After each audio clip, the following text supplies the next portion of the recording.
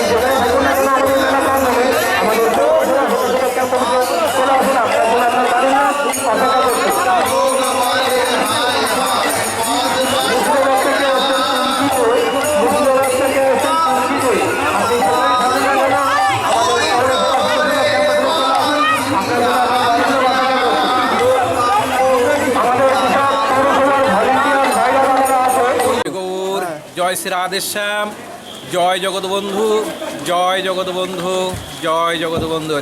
আমরা এসেছি সোদপুর পানিহাটি, যেখানে রঘুনাথ দাস গোস্বামীর দয়াল নিতাই চাঁদ যে দণ্ড দিছিল, দণ্ড তার সাজা। কেন দয়াল নিতাই চাঁদ হচ্ছে আমার গৌরহরির সম্পদ। তাই এই রঘুনাথ দাস গোস্বামী গৌরহরিকে পাওয়ার জন্য নিতাই চাঁদের কৃপা বিনায় গৌরহরির সাক্ষাতে এসেছিল। তাই দয়াল নিতাই চাঁদ বলছিল, আরে চোরা, আমার সম্পদ আমাকে না বলে নিচ্ছিস, তার জন্য তো সাজা দিতে হবে। কি সাজা? যে আমরা এখানে যত ভক্তগণ আছে সমস্ত ভক্তদের দই খই চিড়ে মুড়ি তোর দিতে হবে। যখন রঘুনাথ দাস গোস্বামী দই আনন্দে বাহু তুলে বলছে হরি বল হরি বল, আর সেই থেকে কি বললো, উনি যখন আনলো সমস্ত সব এই পানিহাটির এখান থেকে দই খই চিড়ে মুড়ি কিনে ব্যাপক পরিমাণে দিতে লাগলো। কারণ রঘুনাথ দাস গোস্বামী ছিল জমিদার পুত্র। আমাদের হুগলির আদিসপ্ত গ্রামে এই রঘুনাথ দাস গোস্বামীর বাস ছিল। হিরণ্য দাস গোপন্ন দাসের পিতা। তাদের আজ থেকে 650 বছর আগে 12 লক্ষ স্বর্ণমুদ্রা তাদের বার্ষিক ইনকাম ছিল। তাই যখন দয়াল নিতাই চাঁদের সাজা দিল, তাহলে সেই অর্থ বিনিময়কে এই পানিহাটির এখান থেকে দই চিড়ে খই মুড়ি নিতে লাগলো। 2 পদের করছিল, একটা গরম দুধের মধ্যে এই চিড়ে দিয়ে মাখছিল, আর একটা দইয়ের সাথে দই খই চিড়ে মুড়ি কলা দিয়ে মাখছিল। দুটো করে প্রত্যেক ভক্তদের সব শুনতে পেলো। প্রত্যেক ভক্তরা আসতে লাগলো, আস্তে আস্তে গঙ্গার ঘাট দিয়ে দাঁড়াতে লাগলো। এমন অবস্থা হয়ে গেল, গঙ্গার মাজা জল হাঁটু জল দাঁড়াতে দাঁড়াতে গলা পর্যন্ত জলে দাঁড়িয়ে গেল। আর কি করলো, এই রঘুনাথ দাস গোস্বামী দয়াল নিতাই সব ভক্তদের হাতে দুটো করে ভাণ্ড দিল। সেই ভাণ্ডতে প্রসাদ মাখিয়ে দিল। প্রসাদ মাখানোর পরে যে সময় দয়াল নিতাই চাঁদ আমার গৌরহরিকে সাক্ষাৎ করলো, গৌরহরি তখন শ্রীক্ষেত্র পুরীধামে ছিল।